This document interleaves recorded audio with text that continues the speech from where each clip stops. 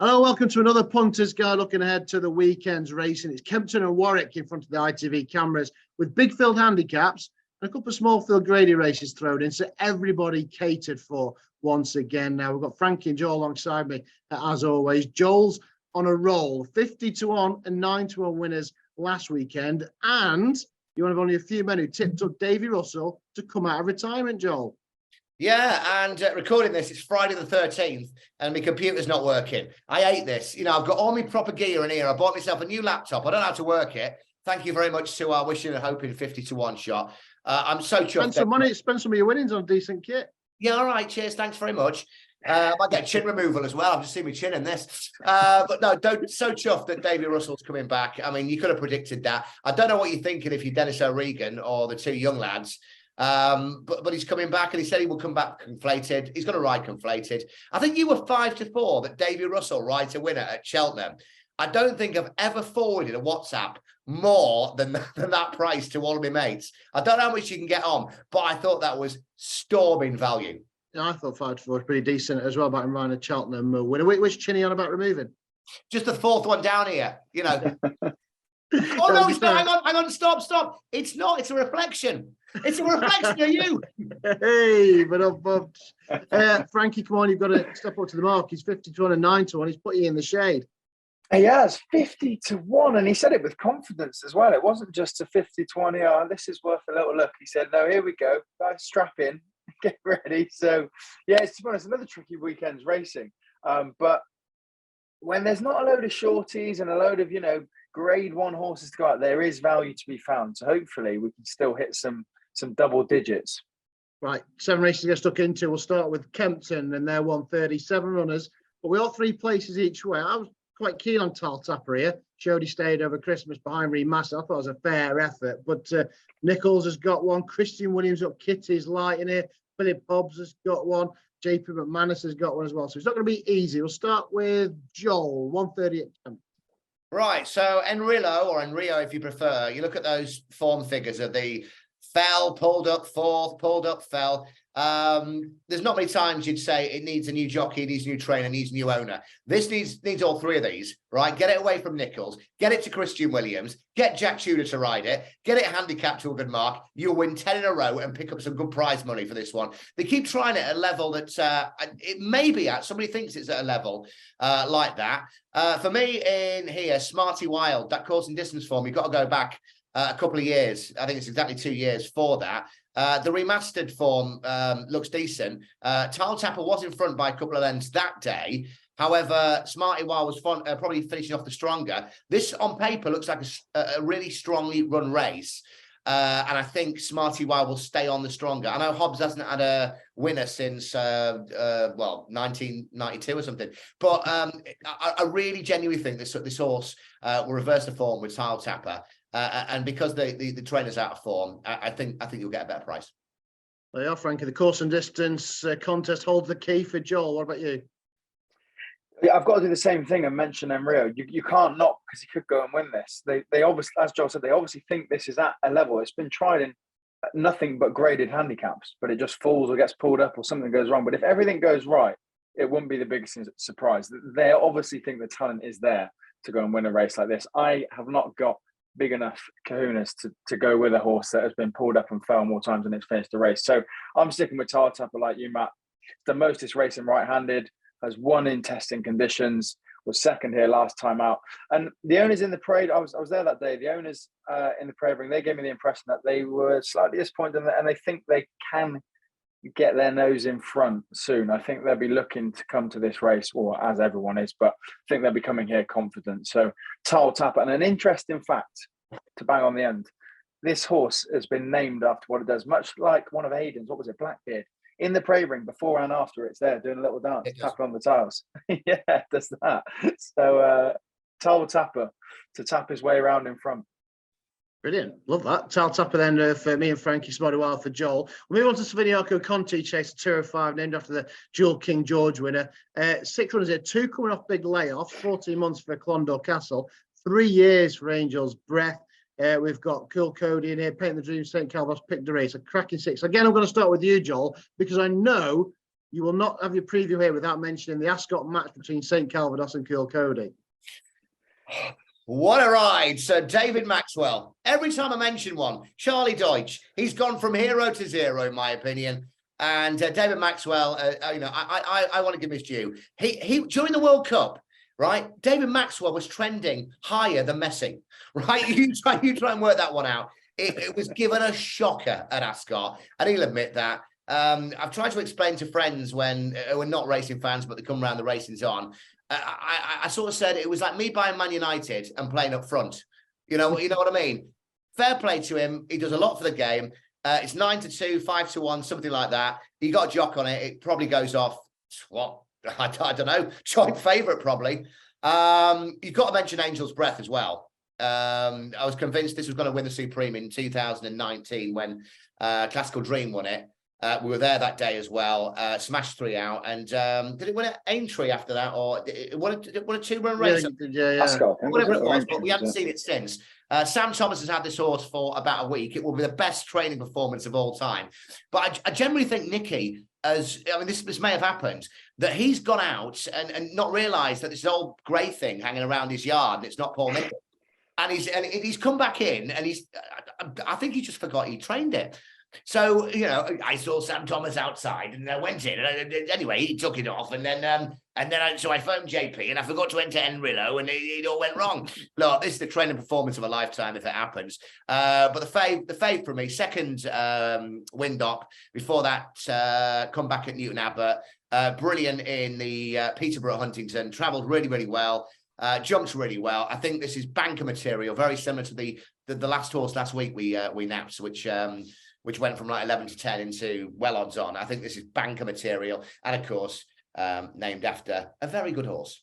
Yeah, Sevilla Conte, of course, going to Pic de Rix then, and Paul Nichols. I agree. I think Pic de Rix will take the world of beating here with a course of distance win. Frankie, are you with us, against us? I'm with, yeah. 3 of us for Pic de Rix. I think the top Paint the Dream will make it most competitive, in my opinion. That's kind of a horse that sits not quite good enough for Grade 1 level, but has won a few decent handicaps. Pic de Rix, similarly, you can argue, is not a Grade 1 horse, but these Grade 2 affairs does just clean up. And last time in the Peterborough Chase, really impressive. Put Miller's Bank to bed after they've had a little bit of a kind of match up the last 2 seasons. And I think this is a race that is just well suitable for Pic de Rix to go and win. Yeah, and Pic de Rix 4 points continues good. And he started the week with a 4-timer at Taunton. Then he's gone off to the Caribbean, hasn't he, to Barbados. Could he end the week with a winner with Pic de Rix? You know what? He won't be without a chance in the Lanzarote either. He won it a few years ago with Moda, Safir, Daru as well. He does like sticking a novice in here. And he's got Outlaw Peter with Harry Cobden on board. So that's got a chance. The Irish come over. They've got the favourite Green Glory. Charles Burns always wary of his, especially when the money is down. And Cobbler's Dreams back for more. But to become the first ever dual winner of the Lanzarote. I love this race. It is wide open, Frankie. It is, yeah. I'm gonna have a go with 2 here, and one is the Nichols horse you mentioned. A marker 130 could just be an absolute gift here, really. And I think, although this horse won by 20 odd lengths at Exeter, could have been further, and then the third was back another 20 odd, but could have been further if it wasn't for the loose horse. Cobden's job really was to keep up with / keep out the way of the loose horse. And I think that this could, well, I'd imagine it will be a very smart horse. It's just how good is it at this early stage and in the mix against some other decent horses. But 130, and once the race is done, could look good, and should be better than that mark, in my opinion. The other, a bit of a better price, Staghorn, I think, is massively overpriced. Won a race not on this card, but on the same day last year at Warwick, over 2 mile 5, and then since tried in the Albert Bartlett, pulled up, and the Sefton, no good. But those races are much better than this, in my opinion. Comes back here off the same mark. Yes, has got to go well after a break, but I think Staghorn hasn't been done justice in the market. And Staghorn won on this weekend 12 months ago with the Leamington Spot at Warwick. And Joel, I think you agree. Well, look, I spent 2 hours in a hotel on Thursday. going through this race. I mean, times have changed, haven't you? You hit 45 and you're in the centre of Manchester and you're looking through Staghorn's form. I was watching all the videos, waiting to meet with my mates. Your fella as well, not your fella, but your mate, Nick Schofield comes back, doesn't he, this weekend? So he does, to ride him. Yeah. So, I got it down to Staghorn. However, I spent 2 hours looking at this race, and I think anybody who's looking at this race now just has to go back to Green Glory. Charles Burns, Philip Burns claims a 5. He's unbelievable jock. Only won by length at Leopardstown in December. That bumper, nearly 6 lengths. It's been put up a stone and a bit by the handicapper. Just looking at it, I think this has still got over a stone in hand. It's probably got in the mid 140s. I reckon he ain't bringing it over for no reason. It's a good pot and whatever. But with the brilliant Philip Burns claiming the 5 on top, good stone in hand. If you can get the 5-1, if it's still available, 11-2 or whatever, this is potential nap of the year material. I know we're only a couple of weeks in, but going back and looking through everything's a bit. It looks competitive, but it's much of a muchness. I think they'll just be having us with our pants down at the weekend. The Irish come over. Green Glory, very strong selection. You don't think Outlaw Peter's in the same boat? I do. I do. Everything's a muchness, but I think this has got more in hand. Very much so, more in hand. I think, was he rated over here? He's rated 142 over here or something, 140 in Ireland or something. Is that right? 127. 127. Yeah, I've got a mark. Sorry, I've got a mark of I'm looking at the wrong race. But yeah, mark of 127 now, and I think he's at a 140, 145 or something like that. So that's just my opinion, and opinions, differ. I think it's really strong this weekend. And I say I spent 2 hours on the race when I could have been out having a pint with mates. Green Glory, I think, is really strong. Yeah, good. 2 hours looking at that just to come down on the favourite. Well done, you, mate. Right, let's switch tack and go to Warwick then. I wouldn't be surprised if a couple of favs are put up here. We'll start with the 150 with you, Frank. It's the 4 in the Hampton Novices Chase. Paul Nicholls won it the last 2 years. Looks to have a very good chance of landing the hat-trick with Complete Unknown. He does, but I'm willing to give a second chance to the scouting horse, Scala de la Two, or however you pronounce that. I'm not quite sure, but they were really keen on this horse, and they were very open about the fact they were waiting to find a suitable race that was, of graded quality, and they went for that grade 1 at Kempton, the Time Hill 1, and the horse fluffed 2 out. They never really jumped or travelled. Harry said that the horse just lost their confidence a little bit and subsequently, I think, was pulled up. Now, if this horse is as good as they think it was, and if it took money going into a grade 1, it was well back that day, and they were confident enough to run it there, this is a much easier race with less competitive rivals. They probably won't go quite as quick, provided the horse can regain some confidence and jump the first 3 or 4 well. Then I think should go in with a chance, and it's potentially overpriced off the back of that run that we saw last time. So you've got to be watching the first couple of fences for me, but if she gets into a rhythm, you'd hope has a good chance. Gally de la Toe then for the Skeltons. Heavy ground winner at Bangor be testing tomorrow, and you were nodding your head, Joel. You agree? Yeah, I wrote off Gentleman in Arms and the Irish horse as well. The Irish horse has run only once over 3 miles at Perth last year, beating a combined 24 lengths by the front 2. I really do think the Skelton horse will go off favourite. I think at time of recording, 6-5 and 5-2 or something around those prices. The money did come last time, as Frankie alluded to. This is the one for me. It's 0 from 3 right-handed. That might make the difference going left-handed again. The money will come in. The confidence is there. A lot of people said she doesn't stay, but I think she does stay longer than mother-in-law. I think she'll stay going the other way around. And I think if the money starts coming in the morning, you know you're onto a good thing. So it's like the Sorcerer and the Apprentice, Nicholls versus Skelton, and I'd put a line through the other 2.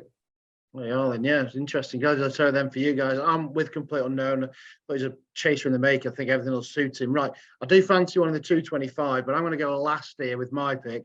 We'll start with you, Joel. Leamington Novices heard us a great race. All 7 won last time out.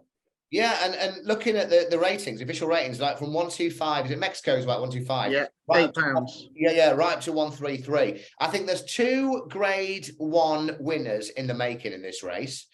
The first one is Knowsley Road. Now, I'm not seeing a nod or a smile from there. Chepstow was brilliant. That went straight in the tracker. This is the grade 2. Look, it should be a dog race on paper, not in quality or a dog race, a greyhound race, where the field should probably 7-2 straight through. I had Knowsley Road as a very, very strong bet, and I would follow it up. I'd even go for the forecast here with the only other one that I think will be a grade 1 winner is Gavega by the Moors. It's 7. It's only had 2 starts. It's been smashed off the boards the last 2 times and has obliged. Gary Moore had a shocker last week at Sandown for whatever reason. Hence, I think why we're getting the bigger price. But I would go Knowsley Road to win, and I would have the cheeky forecast, like a cheeky Nando's. Or when you say cheeky, well, you don't really believe in it. No, but I'd go Knowsley Road to beat Gavega and see what we can pick up this weekend. But very strong on Knowsley Road. Very strong on Knowsley Road. Frankie, where's your pin going? There was a nod from you on Gavega. I'm in the same camp, Matt. 3 mile form on heavy ground over in Ireland, point to pointing before coming over here to the Moors and winning 2 easily enough over 2 miles and just further. And I think a bit further will unlock even more potential. This horse has won by, I think, 13 lengths and 5 lengths the last 2 times, but easily enough and really didn't have to do anything at all. I think there's a lot more to come from this horse. Will improve for the staying trip, won't mind the ground. And as Joel said, probably a more generous price for the Moors form last weekend. So yeah, Gavega for myself. Yeah, with 3 places each one. I like Gavega, and it's interesting. One about Font, one on Lingfield, the stamina tracks. So yeah, he's the danger. I do think Gavega's got a big future ahead of him as well for Gamble. I think he's overpriced. I'll probably back both of these each way with the 3 places, Gavega. But Moon Hunter, I think, is a massive price. Saunters home at Warwick, at Wetherby on the bridle, then goes and runs down a previous winner at Doncaster. I thought he was getting there comfortably in the end by half a length under a penalty. I thought it was a great effort, and I think the ground will suit him. It's a great big thing. Hits the ground quite hard. He's one of Henry Daly's. Obviously, he's got no hill crest. He's going to miss the season. He was a star novice last year. This fella could be in the same mould. He's only got £5 to find on official rates. We've seen. I don't see nowhere near seen the best of any of these, granted, but 10 to 1. I think he's massively overpriced. It's a great race. Really looking forward to that at 225. But I'm a big fan of Moon Hunter, but I also do like Gavega, like you guys. But yeah, looking forward to that. Probably the race of the day for me, that 225. We'll move on to the Classic Chase. We thought that'll take some getting. 3 mile 5 in probably heavy, tacky ground. This is going to be testing. 14 go to post. The Irish come over with Mr. Incredible. Grumpy Charlie did me a good turn at Newbury. I could probably back 7 or 8 of these. Love most of these. Frankie, what are you going for in the Classic Chase? Yeah, we might only get 4 or 5 finishes this race. I think if you can get, well, they're all an each way price at current. If you back something each way, you're just praying that it gets round and finishes. 2 I like, both near the top, and one taking a little bit of money from last night and this morning when I've been having a look. The first is 3 under 3-5. It's a fairly obvious selection. Was targeted at the Hennessy, had that little hurdle prep run beforehand, and then unseated at the first or the second or something. And it's pretty much been retrained and retargeted to come and win a similar handicap. This one of less quality than the Hennessy, in my opinion. So 3 under 3-5. The only thing that maybe might worry you slightly is he's done most of his racing on good to soft and good ground. But in the 3 times I think that he's raced on soft, he's won 1 or 2 of them, come second the other, and he has won on heavy. So performances on worse ground haven't been bad. He just has done most of his racing on better. The other, Lord de Mesnil, that's a proper old boy that has done enough racing over 3 miles, 3.5, 4 miles on soft, heavy, absolute bogs over in France. You know that he can get the job done. He might be a bit old and a bit knackered, but off a slightly reduced mark. Yeah, like Joel, a big thumbs up. Slightly reduced mark of 146. We're struggling in the 150s, but off a 146 and a good second last time out. Lord de Mesnil's got to be bang there, I think.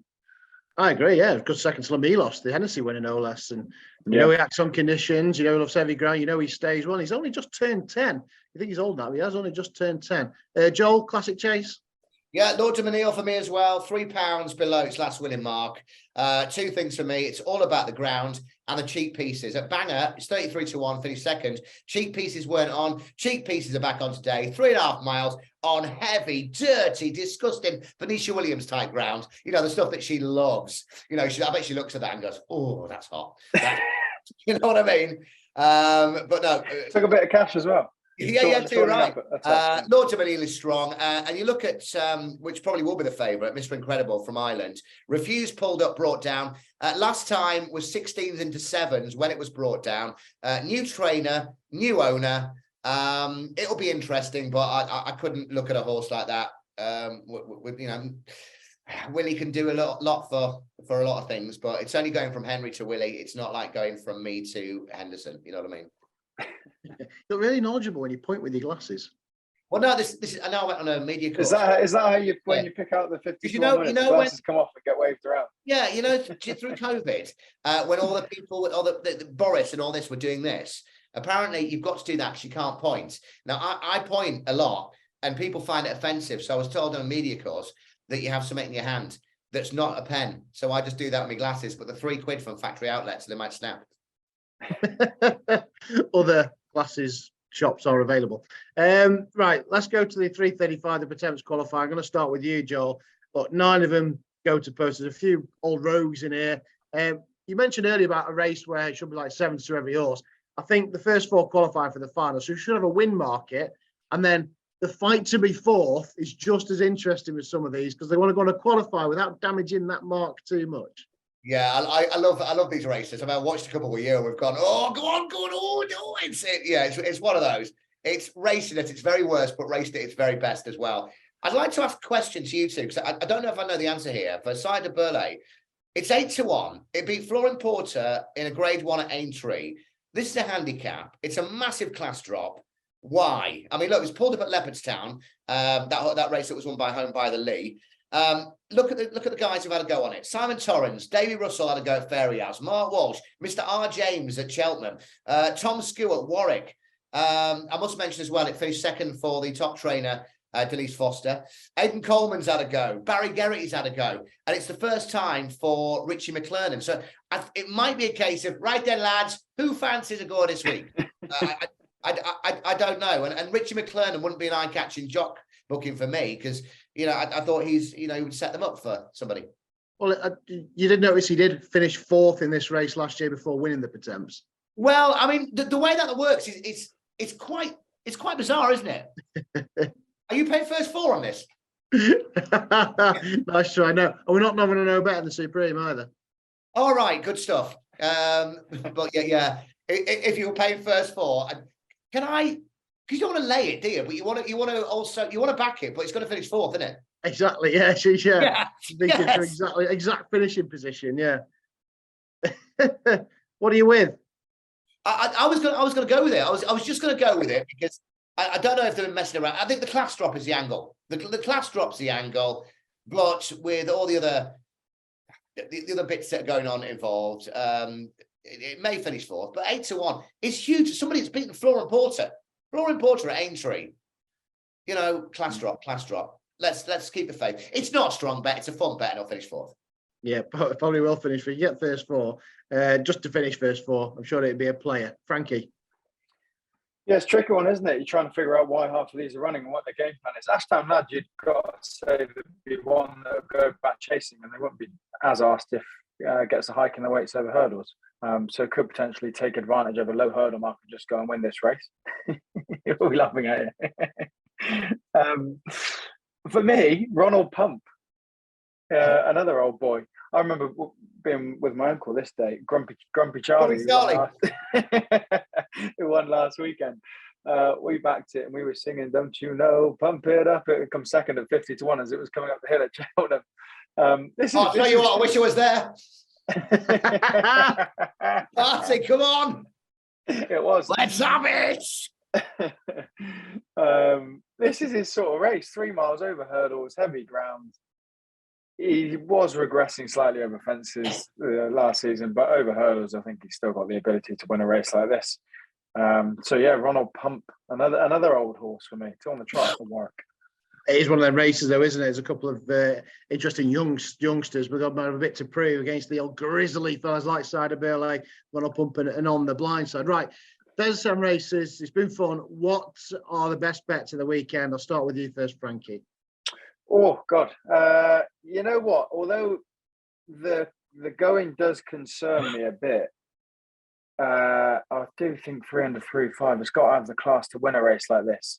It is a bit unfortunate that it's heavy ground and you'd probably like to see it a bit better, but I can't go away from the fact that this was well fancied for the Hennessy. It was targeted at that. It's just been retargeted at another handicap, which should be good enough to win if it's as good as what they think it is. So 3 under 3-5, provided Mr. Heskin can stay on board. This time, yes, like he couldn't in the Hennessy 7 weeks ago. Joel. After a 50-1 win last week, a football bet 4-1, Blackpool beating Forest, Man United to beat City, short one tomorrow in the first at Fairyhouse called Blood Destiny for Mullins and Townsend, won by 5 lengths on debut very, very easily. It's come over from France. It's 14-1 for Boodles at Cheltenham. If you fancy it, have a few quid on because it will short. I think that'll win this weekend. But I'm going 225 Warwick, Knowsley Road, the future Grade 1 in waiting. That is in that Knowsley Road. I think it's around 7-2, 4-1 or something like that. It's a confident selection. And have a brilliant weekend. And let's have some more big winners. Yes, fingers crossed. And St. Nosrod does win now, of course. Nichols has a very strong hand in that Ballymore, doesn't he? Having the favourite Hermes, Allen. Right, hopefully there's a couple of big price winners. 50-1 and 9-1 from last week will be hard to match, but hopefully we found you a few winners this weekend. Don't forget to join us Monday night as well. We'll reflect on the weekend we've just seen. I'll probably look ahead towards the novice chases at the festival with both of these guys in the latest in our Road to Cheltenham series. So that's coming up on Monday night. Whatever you're back in this weekend, though, best of luck.